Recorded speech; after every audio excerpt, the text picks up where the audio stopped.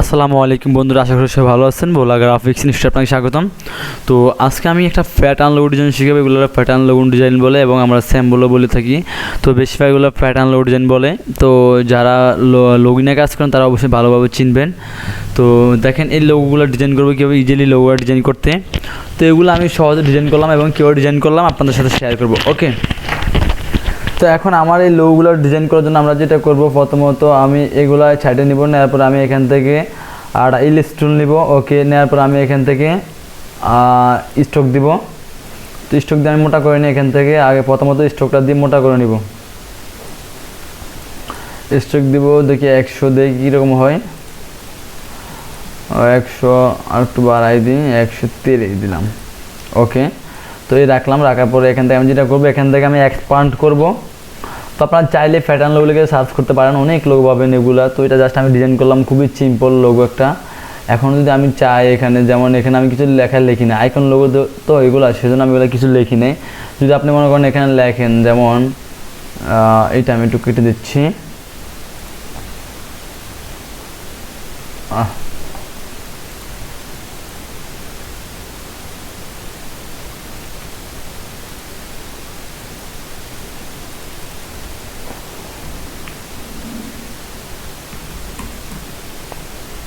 Logo name,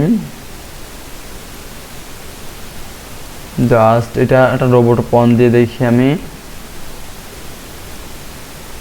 ওকে, এরপর লিখবো tagline. এরপর এটা দিব আমি লাইট। এটা আমি ছোট করে দিলাম। এখন এই দুটো ধরবো, ধরার পর আমি এখান থেকে ক্যাপস লক করে দিব, সবগুলা বড় কথা করে দিলাম। ওকে,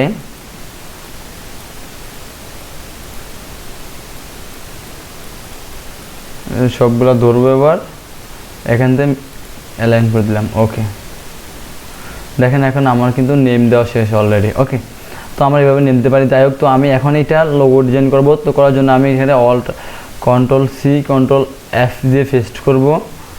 করার পর আমি এখান থেকে এইভাবে আমরা কপি করতে পারি, 1টা 2টা 3টা, আরও স্পেসিং আরও কমাতে হবে আমাদেরকে।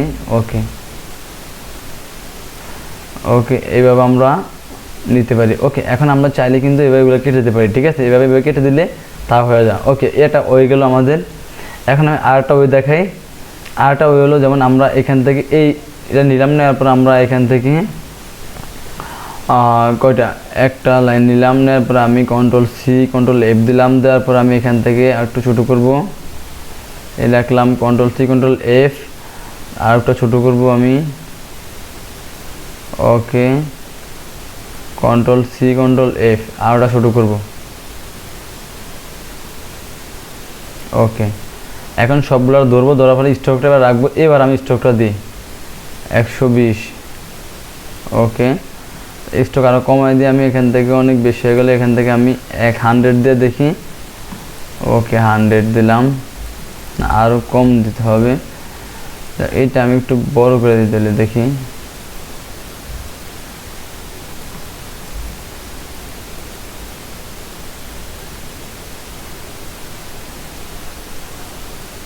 ওকে, এই রাখলাম।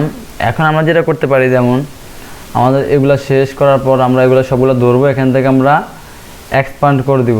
আর যদি আমরা এখান থেকে স্ট্রোকটা কমে দিতে পারি, তাও আরও সুন্দর হয়। 90 দেখি কীরকম হয়। 90 দিলাম। এখন আমরা ধরবো, ধরার পর আমরা এগুলো ধরার পর এখান থেকে অবজেক্ট থেকে এক্সপান্ড করব। ওকে করার পর এখন আমরা যেটা করব, এখান থেকে আমরা লাইন নিব। লাইন নেওয়ার পর আমি এখান থেকে এই রাখলাম একটা লাইন, আর একটা লাইন এই রাখবো। ওকে, অথবা এই রাখবো। ওকে, এই রাখলাম। রাখার পরে এখন আমি সবগুলো ধরবো। ধরার পরে আগের মতো আমি শেপ বিল্ডার টুল দিয়ে এগুলা অলটা ধরে কেটে দিলাম। ওকে, ডান। এইটা আমি এখানে রাখবো। ওকে, এখন আমি যেটা করব, এখন আমার এটা করার জন্য আমি Ctrl+G দিয়ে গ্রুপ করলাম, একটা সাপোর্ট এখানে অলটা ধরে কপি করব। অলটা ধরে একটা কপি করে এখানে নিয়ে যাব। নেওয়ার পর আমি এখান থেকে কি নিব, এটা রেক্টেঙ্গেল টুল নিব। নেওয়ার পর আমি এখান থেকে এই একটা দিব, তারপর আবার এখান থেকে অলটা ধরে আটা কপি করে নিব, নেওয়ার পর এটা ঘুরিয়ে দিব, তারপর আমি এখান থেকে মাছ এটা দিয়ে দিব। ওকে, দেখেন আমার এটা আরও সাইডে নেওয়া লাগবে। ওকে ওকে, তো এখন আমাদের এটা শেষ অলরেডি। এরপর আমাদের হলো এটা শেষ। গ্রুপ করলাম, গ্রুপ করার পরে এখন আমার কাজ হলো এটা করা। আমার এটা কিন্তু শেষ ডিজাইন করা। আমি চাইলে কিন্তু এখানে লোগো নেম দেওয়ার লোগোটা বসাতে পারি, যেমন অলরেডি লোগো। ওকে দেখেন। ওকে, এরপর আমার ওইটার কাজটা করবো কীভাবে, আমি এখানে এটা রাখলাম, রাখার পরে এখন আমি যেটা করব, আমি এখান থেকে রিফ্লেক্ট তুলে যাবো, ডাবল ক্লিক করব, করার পরে এখানে ভার্টিক্যাল এই কপি দিব। ওকে, এখন কপি দেওয়ার পরে আমাদের এটা এই রাখবো আমরা।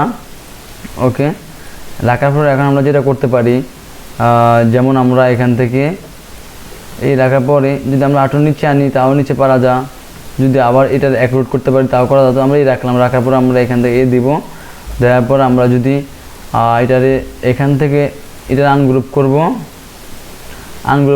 অলটা ধরে এখানে এটা কপি করব, এই কপি করে রাখবো, এই রাখলাম, রাখার পরে সবগুলো ধরবো।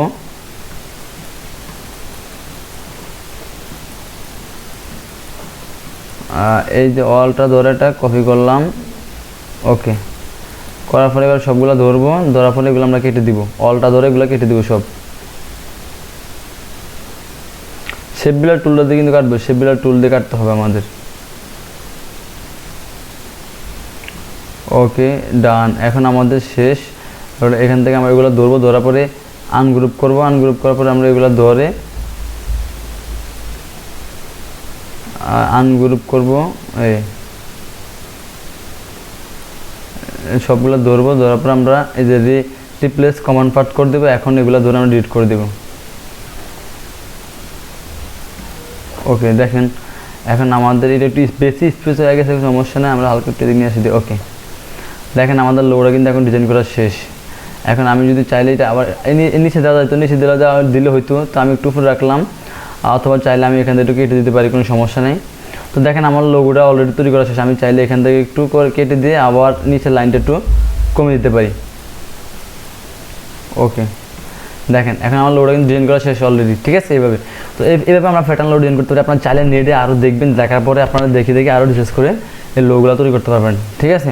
তো আজকে পর্যন্ত ভিডিও থাকলো, দেখা হবে নেক্সট ক্লাসে আরও ভালো ভিডিও নিয়ে। তো সে পর্যন্ত সবাই ভালো থাকবেন, আল্লাহ হাফেজ।